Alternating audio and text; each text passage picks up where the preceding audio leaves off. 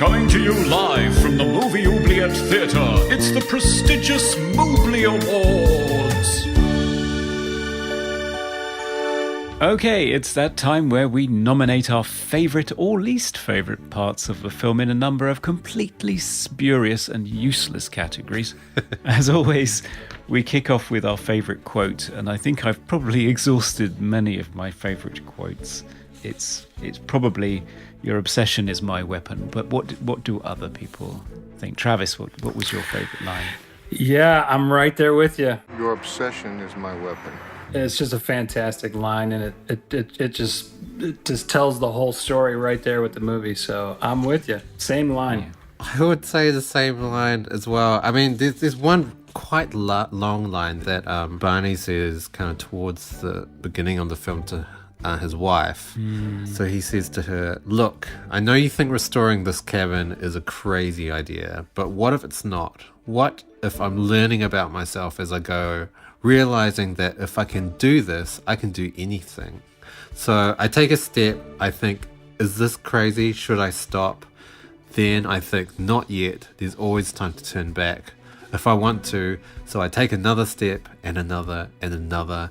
And one day I realize that I've crossed the line and there's no turning back." I've crossed that line and there's no turning back. So a huge amount of foreshadowing there. Yes, he is not talking about restoring a cabin, is he? No. And actually, Conrad, if I could do an honorable mention, there's one line, it's not a great line, but it was the one line that made me laugh out loud. And that was when Rita said, she said that she reacted to the gun being loaded. And he said, "Well, that's usually the part that psychos respond to, honey." respond to. So I actually laughed out loud, which I rarely do, especially in a suspense movie. So I thought that was a great line. Yeah. How about most 90s aspect of the film? So many. So many. My nomination for that would just be all the muted pastels, because that you go through the 80s where everything is fluorescent and hideous, and then all of a sudden in the early 90s everyone shifts to wearing these muted bleached out colours.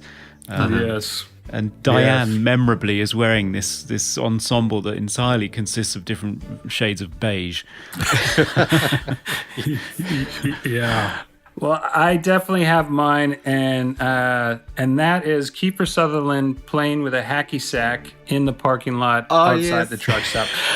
It couldn't be any more 90s unless he had a ponytail, one earring, and MC Hammer pants. I mean that. And wearing a flannel shirt or something. Yeah.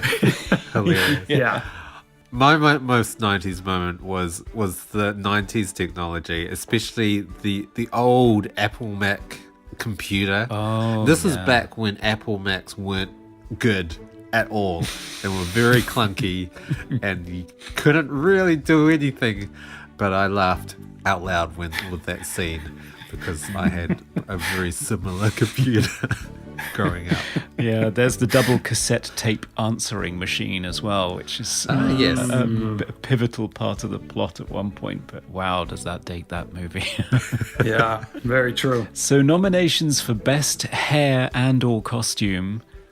For me, it has to be Rita turning up at Jeff's secret motel HQ, dressed in Diane's ensemble of beige with a hideous wig. It is the most hideous wig I've ever seen. Right. Yes.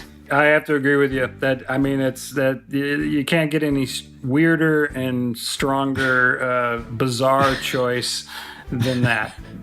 That is for sure. I'm with you, Conrad. My nomination, there's a very, I think it's only one scene, but Kiefer Sutherland's character, Jeff, 3 years later after his girlfriend's gone missing and he's in the diner, and he's sporting just a very typical 80s mullet. Oh, yeah. Which it reminded me so much of MacGyver's mullet or like Kurt Russell. It was so good. Didn't he also have like kind of the Rambo green army jacket as well? Yeah. I think so. It's Yes, like, he did. yeah. Oof. I think that was meant to show his descent into madness, though, so maybe it's excusable on those grounds. I don't know. Yes. All burnt out guys wear faded green army jackets and the hair turns into a mullet. I think it's a law with 90s films. Yeah. Sounds good. Yeah. What do we think is the most cliched thriller or horror moment in this movie? And I think for me, it's got to be the cabin in the woods on a dark and stormy night.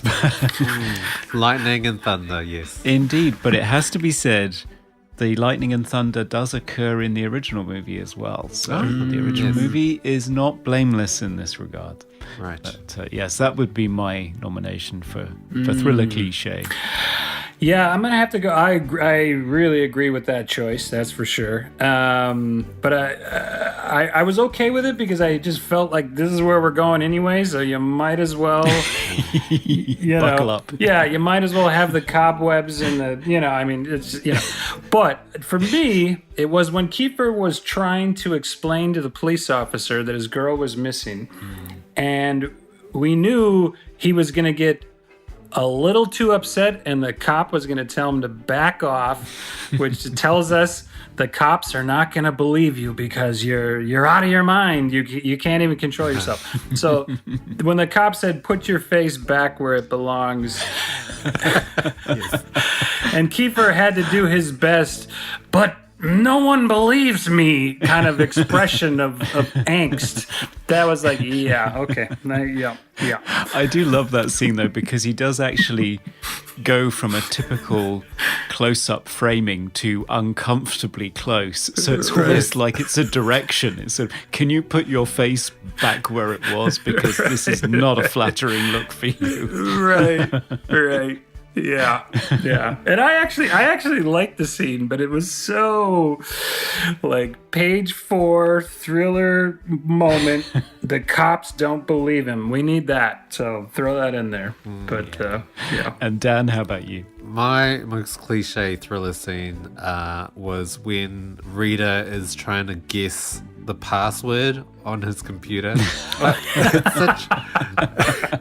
Every thriller and action movie or espionage movie or anything in this kind of respect, there's always trying to guess the password. But I found this one like, how did she even guess that?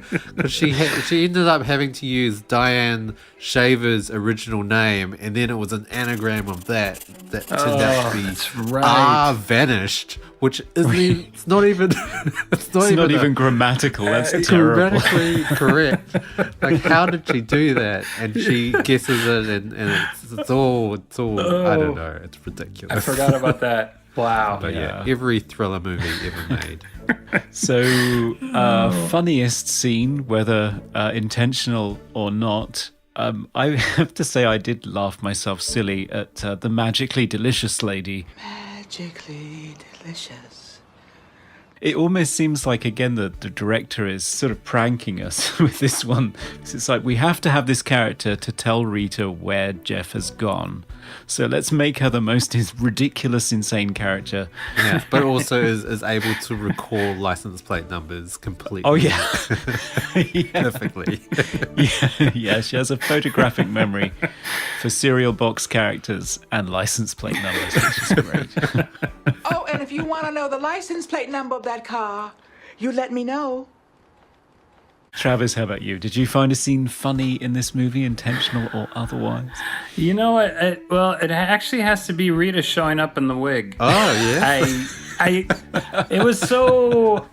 we weren't there yet. I wasn't ready for that. I'm not going to believe it. So if I would have been Kiefer, I would have started laughing like, oh, that's funny. Okay. Oh, you got me. You kind of look like my dead girlfriend.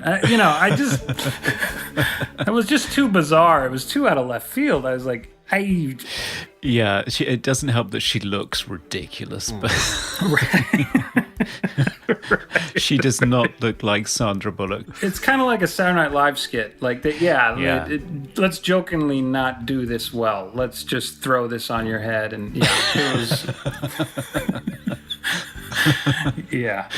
Dan, how about you? I mean, I did find the scene where Barney, like, chloroforms himself was hilarious. But there's this one scene towards the start of the film where Barney is just in his backyard or something, and then his neighbor, Stan, goes past in his boat.